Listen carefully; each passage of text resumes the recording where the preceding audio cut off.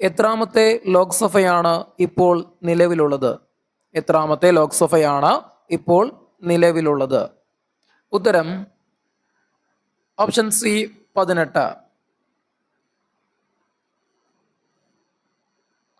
വിദേശകാര്യങ്ങൾ ആഭ്യന്തര കാര്യങ്ങളെ പിന്തുടരും. പ്രധാനമന്ത്രി ജവഹർലാൽ നെഹ്റു എന്ന് നടത്തിയത് ഈ പ്രസ്താവന? അപ്പോൾ വിദേശകാര്യങ്ങൾ ആഭ്യന്തര കാര്യങ്ങളെ പിന്തുടരും അല്ലേ? ആരാ പറഞ്ഞേ? ജവഹർലാൽ നെഹ്റു ആണ് അല്ലേ?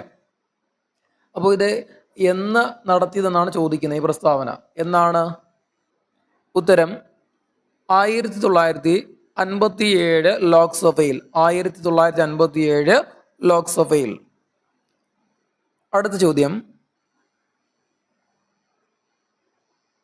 ഇന്ത്യയുടെ വിദേശ നയത്തിന്റെ അടിത്തറ ഏതാണ്? ഇന്ത്യയുടെ വിദേശ നയത്തിന്റെ അടിത്തറ ഏതാണ്? ഉത്തരം ചേരിചേരാ നയം. ഓപ്ഷൻ ഡി ചേരിചേരാ നയം. അടുത്ത ചോദ്യം,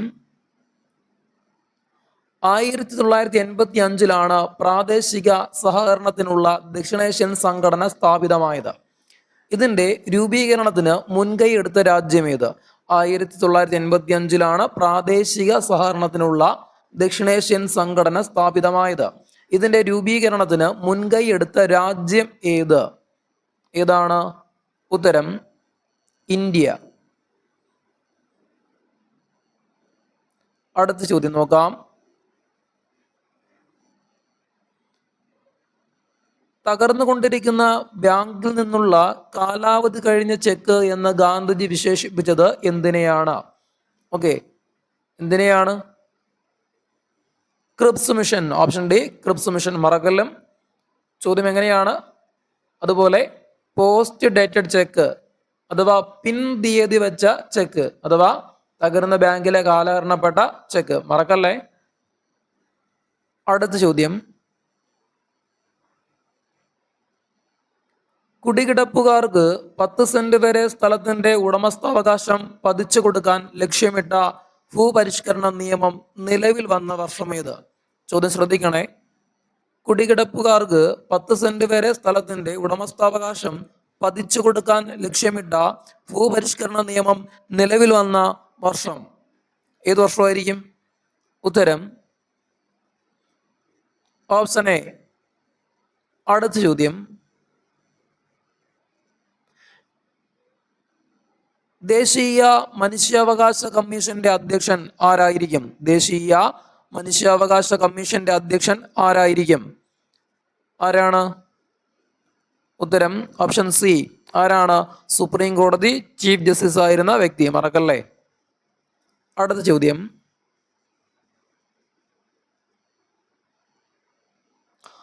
വിവരാവകാശവുമായി ബന്ധമില്ലാത്ത പ്രസ്താവന ഏത്? വിവരാവകാശവുമായി ബന്ധമില്ലാത്ത പ്രസ്താവന. അപ്പൊ നോക്ക് ഏതൊക്കെയാണ് ഓപ്ഷൻ. ഏതൊക്കെയാണ് ഓപ്ഷൻ? ശ്രദ്ധിച്ച് വായിച്ചേ. അപേക്ഷാ ഫീസ് 10 രൂപ. അടുത്ത എന്താണ്? അപേക്ഷ സമർപ്പിച്ചാൽ 15 ദിവസത്തിനുള്ളിൽ വിവരങ്ങൾ ലഭിക്കും. ഓക്കെ, ചോദ്യം എന്താണ്? വിവരാവകാശവുമായി ബന്ധമില്ലാത്ത പ്രസ്താവനയാണ്. അപ്പൊ ഏതാണ് ഉത്തരം? Option B. ഏതാണ്? Option B. അടുത്ത ചോദ്യം, പശ്ചിമഘട്ടത്തിന്റെ പാരിസ്ഥിതിക ആഘാതങ്ങളെ കുറിച്ച് പഠിക്കാൻ നിയോഗിക്കപ്പെട്ട കമ്മിറ്റി. പശ്ചിമഘട്ടത്തിന്റെ പാരിസ്ഥിതിക ആഘാതങ്ങളെ കുറിച്ച് പഠിക്കാൻ നിയോഗിക്കപ്പെട്ട കമ്മിറ്റി. ഉത്തരം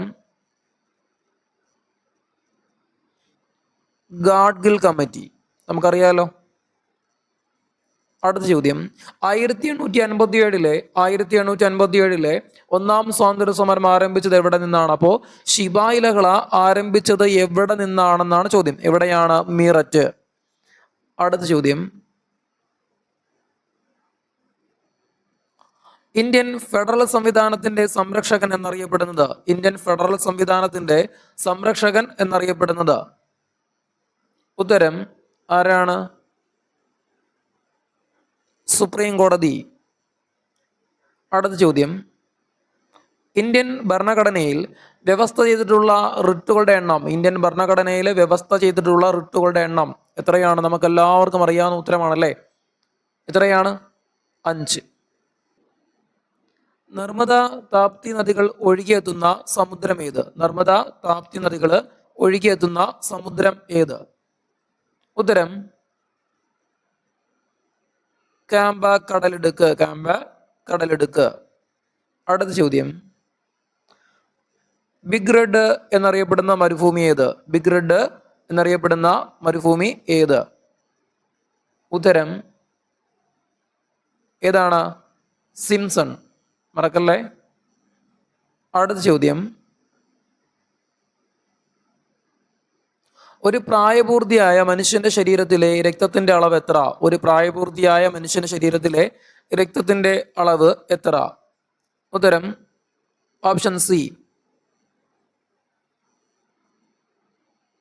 കാർഷിക മേഖലയിലെ നീല വിപ്ലവം ഏത് ഉൽപ്പന്നത്തിന്റെ വികസനവുമായി ബന്ധപ്പെട്ടതാണ്? കാർഷിക മേഖലയിലെ നീല വിപ്ലവം ഏത് ഉൽപ്പന്നത്തിന്റെ വികസനവുമായി ബന്ധപ്പെട്ടതാണ്? ഉത്തരം മീൻ. Option C.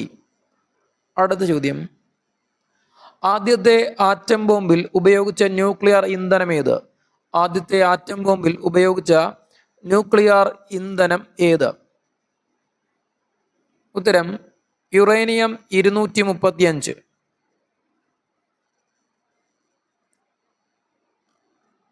കേരളത്തിലെ ഏറ്റവും വലിയ കായൽ. കേരളത്തിലെ ഏറ്റവും വലിയ കായൽ ഏതാണ്? വേമ്പനാട്ട് കായൽ. കുലശേഖര രാജാക്കന്മാരുടെ ഒരു പരമ്പര AD 800 മുതൽ 1124 വരെ കേരളം ഭരിച്ചിരുന്നു. അവരുടെ തലസ്ഥാനം ഏതായിരുന്നു? ചോദ്യം ശ്രദ്ധിക്കണേ. കുലശേഖര രാജാക്കന്മാരുടെ ഒരു പരമ്പര AD എന്ന് മുതലാണ് AD 800 മുതൽ എത്രയാണ്? 1124 വരെ കേരളം ഭരിച്ചിരുന്നു. അവരുടെ തലസ്ഥാനം ഏതായിരുന്നു എന്നുള്ളതാണ് ചോദ്യം. ഉത്തരം മഹോദയപുരം.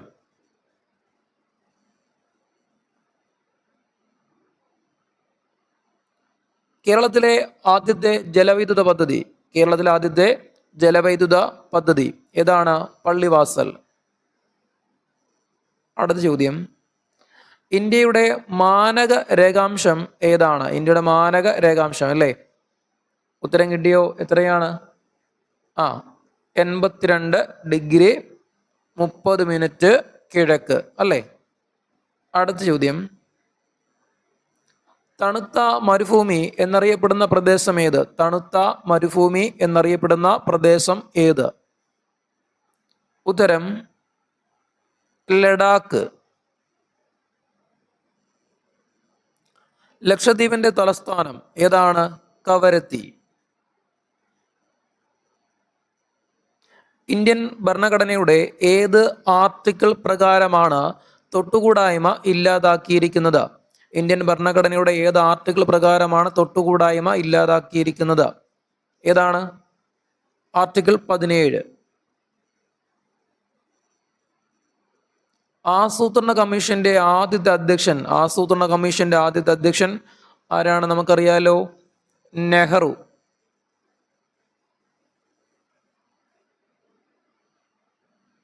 സ്വാതന്ത്ര്യം അടിത്തട്ടിൽ നിന്ന് ആരംഭിക്കണം. ഓരോ ഗ്രാമവും പൂർണ്ണ അധികാരങ്ങളുള്ള ഓരോ റിപ്പബ്ലിക്കോ പഞ്ചായത്തോ ആകണം. ഈ വാക്കുകൾ ആരുടേതാണ്? എന്താ പറയുന്നേ? സ്വാതന്ത്ര്യം അടിത്തട്ടിൽ നിന്ന് ആരംഭിക്കണം. ഓരോ ഗ്രാമവും പൂർണ്ണ അധികാരങ്ങളുള്ള ഓരോ റിപ്പബ്ലിക്കോ പഞ്ചായത്തോ ആകണം. ഈ വാക്കുകൾ ആരുടെയാണ്? ആരുടെ വാക്കുകളായിരിക്കും? ഗാന്ധിജി. അടുത്ത ചോദ്യം, പൗരാവകാശങ്ങളിൽ പ്രധാനപ്പെട്ടതും അടിസ്ഥാനപരമായ അവകാശവും ഏതാണ്? ഉത്തരം ജീവിക്കാനുള്ള അവകാശം. Option D. വിവരസാങ്കേതിക നിയമം പാസ്സാക്കിയത് എപ്പോൾ? വിവരസാങ്കേതിക നിയമം പാസ്സാക്കിയത് എപ്പോൾ? ഏത് വർഷമാണ്? 2000-ലാണ്. Option A. വിവരാവകാശ നിയമം നിലവിൽ വന്നത് എപ്പോൾ? വിവരാവകാശ നിയമം അല്ലേ? അപ്പൊ ഏത് വർഷമാണ്? 2005. Option C. ഇന്ത്യയുടെ വാനമ്പാടി എന്നറിയപ്പെടുന്ന ധീരയായ സ്വാതന്ത്ര്യ സമര സേനാനി. ഇന്ത്യയുടെ വാനമ്പാടി എന്നറിയപ്പെടുന്ന ധീരയായ സ്വാതന്ത്ര്യ സമര സേനാനി ആരാണ്? സരോജിനി നായിഡു. അപ്പോ സരോജിനി നായിഡുവിനെ ഇന്ത്യയുടെ വാനമ്പാടി എന്ന് വിളിച്ചത് ആരാണ്? അത് ഗാന്ധിയാണ്.